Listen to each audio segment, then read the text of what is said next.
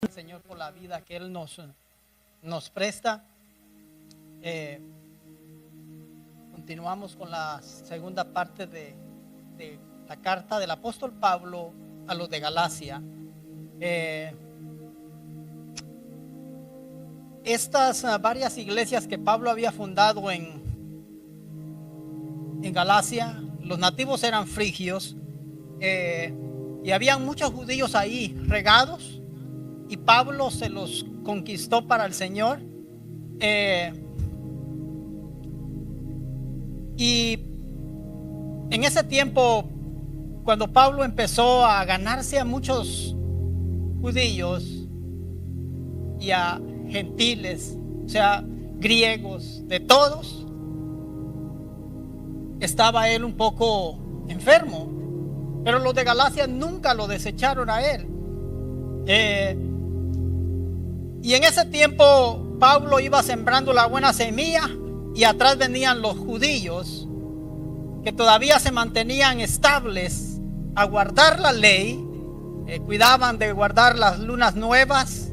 Cada luna nueva del mes, del primer mes, compartían el pan, guardaban las fechas de celebraciones de los judíos. Y mientras Pablo venía conquistando a todas estas personas, aquellos llamados judaizantes que ni estaban ni en la ley ni estaban en la gracia, estaban más perdidos que un mono en una montaña. Y atrás de Pablo venían esos judíos ingratos. Le decían a los que Pablo había ganado para Cristo, le decían: ustedes están siguiendo otro evangelio diferente. Nosotros somos judíos y Dios nos ordenó y le dio la ley a Moisés que deberíamos de guardar esto y esto, y de matar a la palomita, el becerro, y traerlo y para que sea rociado y tus pecados, y también a sus hijos, y ustedes que no se han circuncidado, ustedes también deben de hacerlo. Ustedes están mal, no pueden agradar a Dios.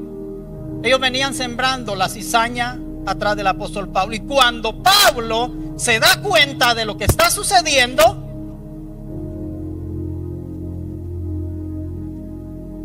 vio el peligro espiritual en el cual los de Galacia se estaban encontrando, porque esta carta no fue dirigida solo a una iglesia, fue dirigida a todas las iglesias que estaban ahí en Galacia. Y cuando Pablo se da cuenta, tomó la pluma, porque ahí no habían de tinta, nada de eso del moderno que usamos hoy. No, a ver qué pluma de avestruz, y la untaban en la tinta, y luego no un papel tan especial como el que hoy tenemos. No, nosotros estamos hoy en la gloria, disfrutando de muchas cosas muy, muy, muy bonitas. Pablo viene, agarra la pluma y escribía en esa carta que les mandó a las iglesias de Galacia, y como no tenía a nadie cerca de él aún así, con una enfermedad que estorbaba en su cuerpo, por no decir la visión, porque él dice: mirad con cuán grandes letras os he escrito de mi propia mano. Él les empieza a escribirles. Vamos a Gálatas.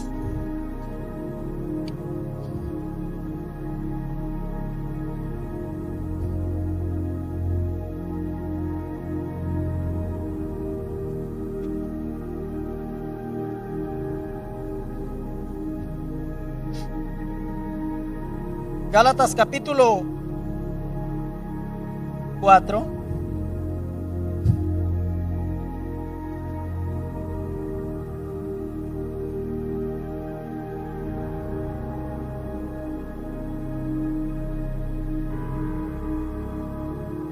Verso 13. 4:13 de Gálatas. Dice así, honrando a nuestro Dios, dice: pues vosotros sabéis que a causa de una enfermedad del cuerpo os anuncié el evangelio al principio. ¿Se da cuenta? Al apóstol Pablo, cuando él se ganó a todas estas personas, estaba enfermo, pero su enfermedad, la enfermedad que él tenía, no lo pudo detenerlo. Mire lo que sigue, lo que dice. Mire, pues vosotros sabéis que a causa de una enfermedad del cuerpo os anuncié el evangelio al principio, y no me despreciasteis ni desechasteis por la prueba que tenía en mi cuerpo. Antes bien, me recibisteis como a un ángel de Dios, como a Cristo Jesús. ¿Dónde pues está esa satisfacción que experimentabais? Porque os doy testimonio de que si hubieseis podido, os hubierais sacado vuestros propios ojos para dármelos. Me he hecho pues vuestro enemigo por deciros la verdad. Gracias, Señor, por esta hermosa noche. Gracias, Rey de Gloria, por tu bondad y tu misericordia. Gracias por tu paciencia, Dios mío, y gracias por todos mis hermanos y hermanas que se han esforzado por estar delante de ti. Amén. Como decía al principio, en medio de esa enfermedad, Pablo se ganó a muchos que estaban en Galacia, a judíos y no judíos, se los ganó para Cristo. Y sabe, él les dice: ¿dónde está esa satisfacción que ustedes sentían al principio?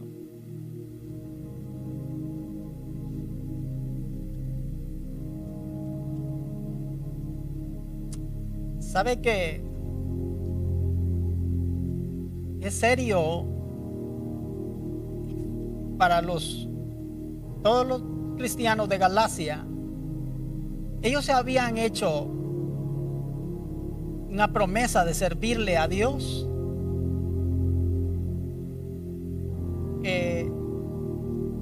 Ya habían recibido esa libertad, habían recibido ese evangelio, esa misericordia y esa gracia de Dios que los había perdonado, pero ellos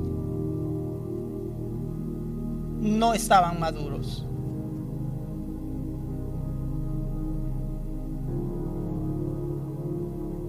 Y cuando llegan los judaizantes hablándole acerca de la ley, ellos como que quedaron en el espacio y dirían: ¿cómo es posible? Pablo nos dijo una cosa y ahora estos vienen y nos presentan otra cosa. Y es bien serio, porque ellos tenían que volver a hacer todo lo que la ley decía. Era seria la cosa. Tenían que circuncidar su parte íntima de su cuerpo, los varones. Tenían que hacer sacrificios para que ir y presentarse ante el sacerdote y que los matara el becerro, el palomillo, y que los rociara, ¿verdad? Para que sus pecados fueran cubiertos, no perdonados, sino cubiertos. Que de la muerte de Cristo para acá, los pecados ya no son cubiertos, ya son perdonados, borrados. En el tiempo antiguo no se podía hacer eso porque estaban bajo la ley. Solo los pobres animales, los animalitos, eran los que a través de bañarse de esa sangre, de rociarlos con esa sangre de esos animalitos, que esa era dando un ejemplo del Dios eterno, el verdadero, que iba a derramar su sangre en la cruz del Calvario. Usted recuerda que cuando Juan vio a Jesús que venía allá en el Jordán, él dijo: he aquí el Cordero de Dios que quita el pecado del mundo. Porque ellos entendían bien esa palabra que Juan les estaba diciendo. Y en esta ocasión, estos hombres que ni guardaban la ley, exigían tantas cosas, querían hacer que todos estos cristianos que por gracia y misericordia habían sido alcanzados, se volvieran contra Pablo y que dejaran el evangelio. Probablemente a los de Galacia se les metió en la cabeza decir: pero ¿cómo es posible de que tan solo haber confesado nuestros pecados y haberle pedido perdón al Señor ya estamos perdonados? ¿Cómo? Eso es imposible.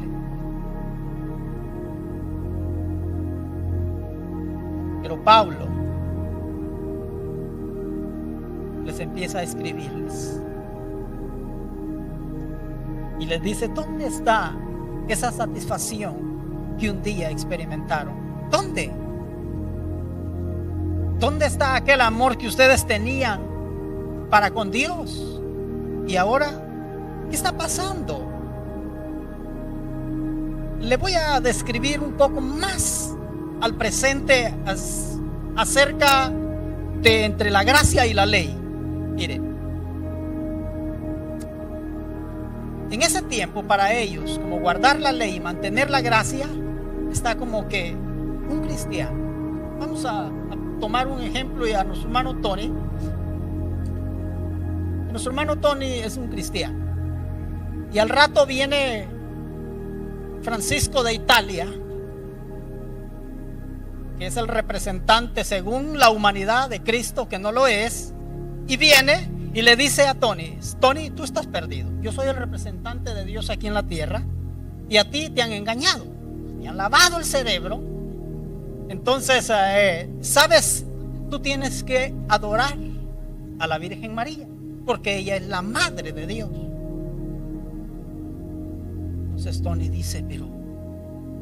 Y empieza este hombre a decirle: eso mero andaban haciendo los judaizantes. Querían que los nuevos cristianos se volvieran a la ley antigua, que la ley solo servía. Mire, la ley nunca sirve para darle bendición a nadie. La ley solo condena, pero la gracia da vida. Sí. Pases el semáforo en rojo y verás si le va a dar un aplauso y una palmadita al policía allí. La ley solo sirve para castigar. Para eso fue puesta. Pero la gracia de Dios y la misericordia nació en el corazón de un ser infinito, porque no había nadie más, ningún ser humano que fuera infinito para que pagara una deuda infinita a la cual pudiera Dios por una eternidad, que esa deuda la pudiera pagar alguien infinito. Y solo había una persona en la eternidad, su Hijo amado, que Él sí, y pagó esa deuda infinita para perdonar nuestros pecados. Siguiendo con Tony, y este hombre le dice a Tony: tú estás mal, Tony, tú tienes que adorar a la Virgen María. Quiero hacer una pequeña aclaración aquí. Muchos dicen: María es la madre de Dios. Si Dios hace 2000 años, un poquito más de 2000 años, nació María. Si Dios es el mismo de ayer, de hoy y lo será de siempre, ¿cómo es posible para que nosotros existiéramos, tuvo que estar papá y mamá? Entonces, ¿cómo es posible que hace 2000 años el Dios eterno y creador de toda la humanidad, porque cuando la Escritura dice, déjenme aclararle esto, cuando la Escritura dice hagamos al hombre conforme a nuestra imagen, Dios no estaba hablando solo. La palabra ahí no es singular, es plural, porque dice hagamos. Entonces, ¿cómo es posible que el mundo tiene más o menos como aproximadamente ya casi unos 6000 años de Abraham como unos 2000 años del diluvio, como 2000 años de la venida de Cristo a su muerte, otros 2000 años, y de ahí de la muerte de Cristo para acá, otros 2000 años. Entonces, ¿cómo es posible que ahora ya María es la madre de Dios? Es la madre, déjeme aclararle esto así bien sencillito, mire, es la madre de Jesús. Eso 100% y ni un pelito de duda. Es la madre terrenal de Jesús. Lo fue. Pero ella no tiene ninguna potestad para interceder por nadie en la tierra. Ella le pidió a Dios misericordia y le dijo: mi alma y mi espíritu se regocija en el Dios de mi salvación. Entonces, y eso era lo que los judíos estaban haciendo, los judaizantes, perdón, que ni estaban guardando la ley, ni estaban en la gracia. Lo dijo la India María, según ellos no eran ni de aquí ni de allá. Pero el ser humano no es neutro, tiene que ser esclavo de alguien. Dice: yo soy neutro, ni soy de aquí ni soy de allá.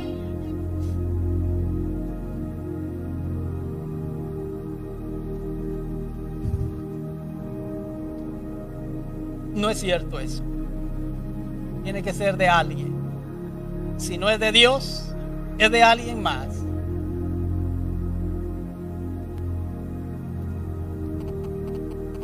¿Sabe? Ahora Pablo les dice, Gálatas capítulo 5 verso 16. Mire lo que les empieza diciendo el apóstol Pablo a todas las iglesias de Galacia. Mire lo que les dice, con ese amor de aquel hombre. Digo pues, andad en el Espíritu y no satisfagáis los deseos de la carne, porque el deseo de la carne es contra el Espíritu, y el del Espíritu es contra la carne, y estos se oponen entre sí para que no hagáis lo que quisieres. Muchos hermanitos se agarran de esto. Dicen: no, hermano, es que la carne es bien débil. La Biblia lo dice. Sí lo dice, pero ¿en qué contexto lo está diciendo? No, es que Pablo también dijo que el querer hacer el bien está en mí, pero no puedo. Y entonces Pablo se mintió y se contradijo cuando dijo: con Cristo estoy juntamente crucificado. Ya no vivo yo, mas vive Cristo en mí. Y lo que ahora lo vivo en la carne, lo vivo para el Hijo de Dios, el cual me amó y se entregó por mí.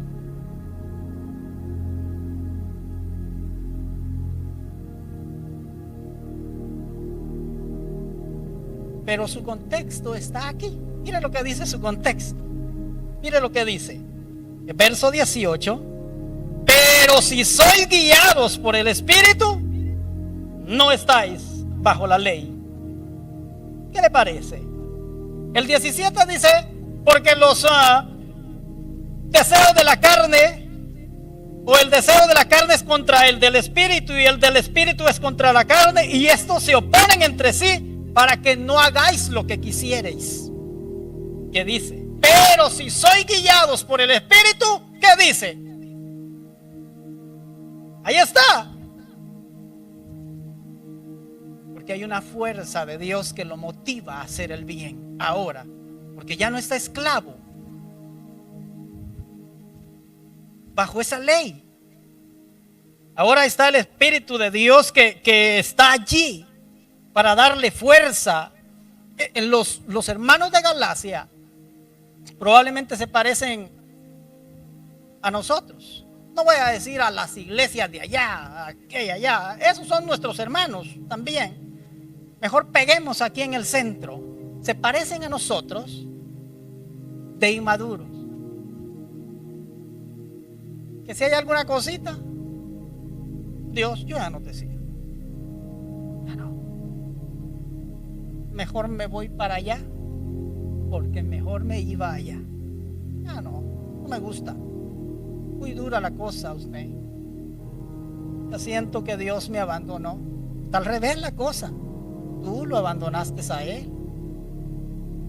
Mire, el Dios creador en esta, vamos a ponerle, en esta bolita que es nuestro planeta y alrededor otros planetas, en este espacio, a los lados no se diga, pura oscuridad, y no hay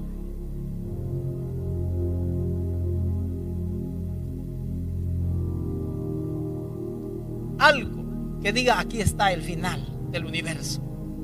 El Dios eterno, el que controla el mundo y le da vida a todas las cosas y las sostiene y existen y viven por su poder. ¿Cuándo, diga, va a haber algo que se le escape o se le esconda de la voluntad o de los ojos de Dios y que no esté dentro de su poderío, siempre obedeciendo a la voluntad de Dios? ¿Y cómo es posible que muchas veces decimos Dios ya me abandonó?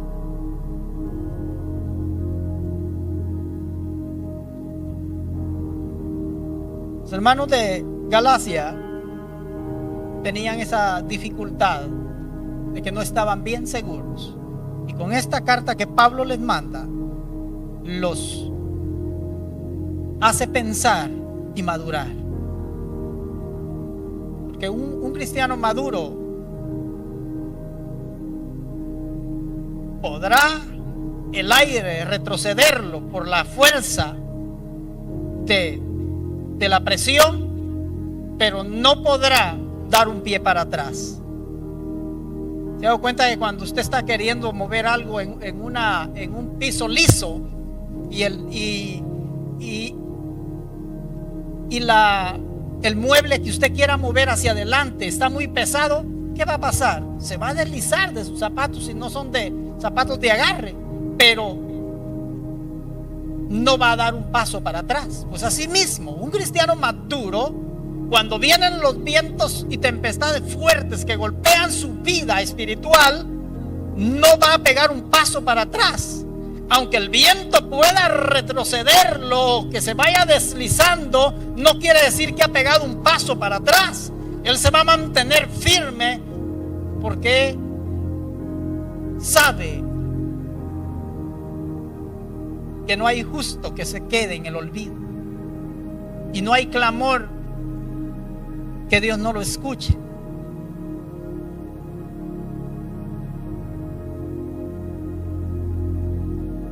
El consejo de Pablo hacia los Gálatas para nosotros es el mismo: que seamos maduros en nuestro modo de pensar, que nada nos mueva donde estamos fundamentados.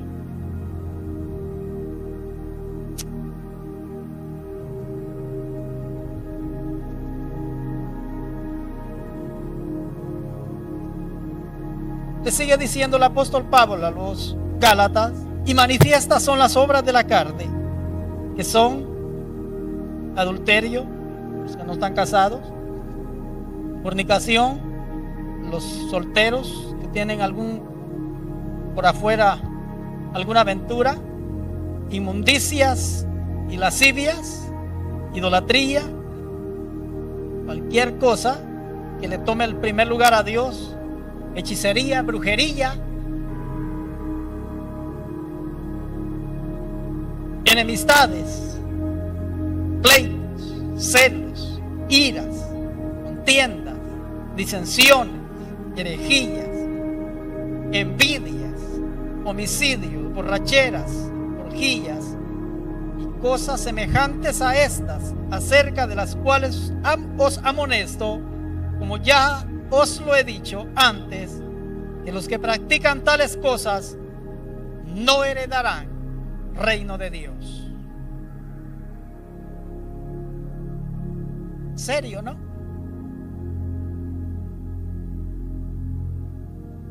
Dice, no, yo amo a Dios, pero a ese ya me lo traigo quemado. Más que pise otra vez la cola y ya verá. O en vez es una envidia terrible, que aquel se compró un carro nuevo y nosotros queremos otro mejor. Que me vea ir hasta que hurgue aquel carro. Nos morimos de envidia.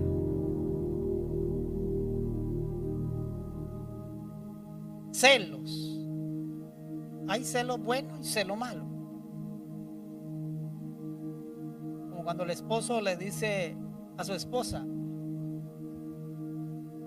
nomás una pregunta, ¿por qué te tardaste, mi amor?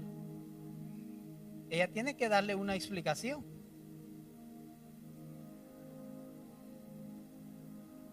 No es que la ande, porque hay celos amargos, terribles. ¿Y con quién estabas? ¿Y ya dónde está? ¿Por qué te perfumaste? ¿Por qué te peinaste? ¿Y por qué vas así tan bonita? Esos son celos espantosos y terribles. Ojalá que no haya aquí o hermana de esa clase, porque eso es terrible. Yo no vivo todavía no estoy casado todavía, pero ¿se imagina? ¿Por qué te peinaste? Pues, y claro, si no, ando todo disparatado.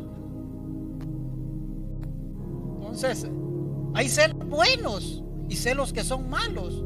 Pues si el esposo tiene una duda ahí, porque él quiere saber, ¿verdad? Porque siempre llega a esa hora exacta y de repente se tarda y le dice, ¿dónde estuviste? No le va a decir, ¿qué me andas cuidando tú?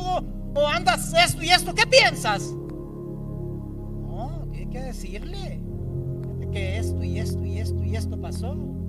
No te llamé porque se me descargó el celular y asunto arreglado. Ahí está. Pero nomás le dice alguna cosa y ya haga cuenta que se desató una guerra terrible. Seguro. Y Pablo les da este gran consejo a los de Galacia. Una persona madura se para firme. Se mantiene firme, aunque los vientos le sean contrarios. Pase lo que pase, ha decidido servirle y honrar a Dios con todo su corazón. El pecado es serio. Muchos piensan que el pecado no es serio,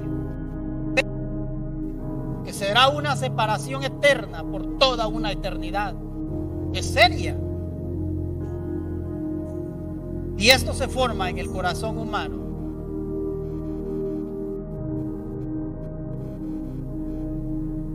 En todo tiempo ha habido problemas. Todos tenemos problemas. No hay nadie que no los tenga. Todos. Pero está el Dios eterno a nuestro lado para decirle, papá, ayúdame. Dame la fuerza y el valor. Vamos a terminar porque allá ya están enojados afuera. Póngase de pie, vamos a dar gracias a Dios. Están quebrando las botellas allá. Te damos gracias, papá, por tu amor y tu misericordia. Ayúdanos, Señor Jesús, a madurar, Dios mío. Que ya, Dios mío, tenemos un ejemplo en los hermanos. Llegaron los judaizantes y llegaron a pensar en dos pensamientos. Empezaron a claudicar en dos pensamientos: si seguían la ley o se quedaban en la gracia. Si Pablo tenía la razón o aquellos del Antiguo Testamento con sus leyes y todas aquellas cosas. Dios mío, ayúdanos. Una de las enseñanzas, Dios mío, es para que maduremos, oh Rey de Gloria, que seamos cristianos maduros, eterno Dios, que podamos permanecer firmes sirviéndote, aún en medio de la adversidad y en medio de las cosas que pasen. Tú estarás allí. Hijo, hija, yo no te he dejado, estoy aquí presente. Desde el día en que tú me dijiste que ibas a obedecerme y a servirme, yo estoy ahí. Muchas gracias por tu fidelidad y por tu paciencia, Señor. Bendice al pastor, su esposa y sus 4 hijos que tú le has regalado. Bendice esta iglesia que tú has comprado con tu sangre preciosa. Cada hermano, hermana, cada persona que está dentro y que entra por las puertas de este templo, Dios mío, que tu gracia y tu misericordia nos rodee siempre y nos dé fuerzas para estar y volver siempre a nuestro primer amor y amarte. Muchas gracias. Llévanos con la paz y la bendición tuya hasta nuestros hogares. En el nombre de Jesús te damos gracias. Amén. Dios les bendiga.